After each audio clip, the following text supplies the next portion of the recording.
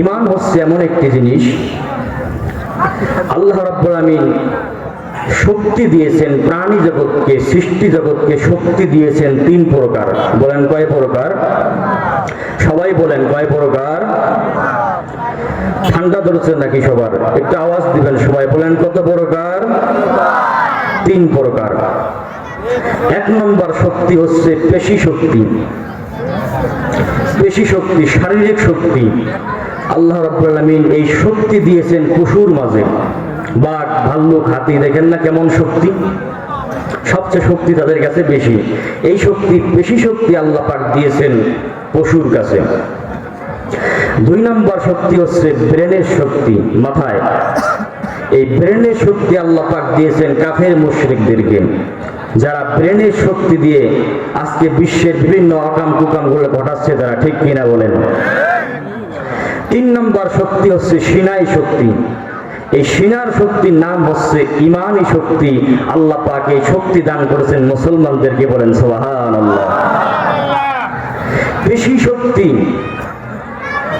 বশীভূত হয়ে যায় ব্রেনের শক্তির কাছে, ঠিক কিনা? বাঘ ভাল্লুক যত শক্তিশালী হোক না কেন, মানুষ বুদ্ধি খাটায় সেটাকে আটকিয়ে ফেলে, ঠিক কিনা? আর এই পেশি শক্তি, ব্রেনের শক্তি, সমস্ত শক্তি বশীভূত হয়ে যায় ঈমানি শক্তির কাছে, বলেন ঠিক কিনা? যার প্রমাণ কি দেখেন আজকে ফিলিস্তিনের দিকে তাকান, যেখানে ইহুদিরা মুসলমানদের প্রথম কিবলা বাইতুল মাকদাস তারা দখল করে, জোর করে দখল করে আছে।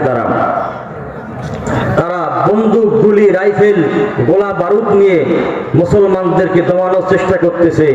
আর মুসলমানদের কোনো অস্ত্র নাই, নিরস্ত্র মুসলমান ঈমানি শক্তিতে বলিয়ান হয়ে সেই সমস্ত গোলা বারুদ কাফের শক্তির বিরুদ্ধে লড়াই করে যাচ্ছে, ঠিক কিনা বলেন? তাহলে বোঝা গেল সবচেয়ে বড় শক্তি, সব শক্তির বড় শক্তি হচ্ছে ঈমানি শক্তি, ঠিক কিনা বলেন? যার দলিল কি আল্লাহ পাক কোরআনে দিয়েছেন, ইযহাব ইলা ফিরআউনা ইন্নাহু তাগা।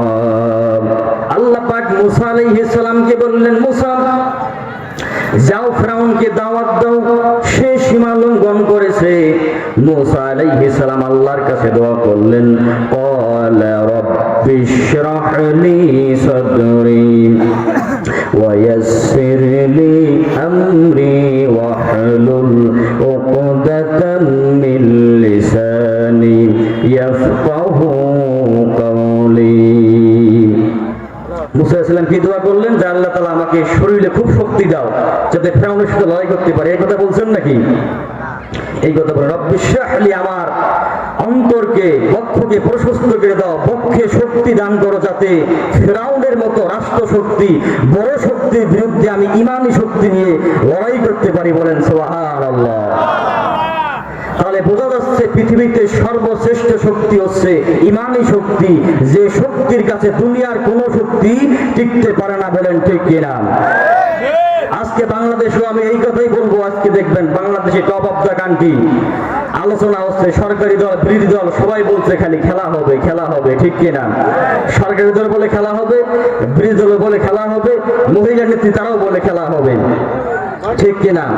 আপনারা খেলেন, কোনো সমস্যা নাই। উলামায়ে কেরাম, বাংলাদেশের উলামায়ে কেরাম, ইসলামপন্থীরা রেফারির ভূমিকা পালন করবে, ঠিক কিনা?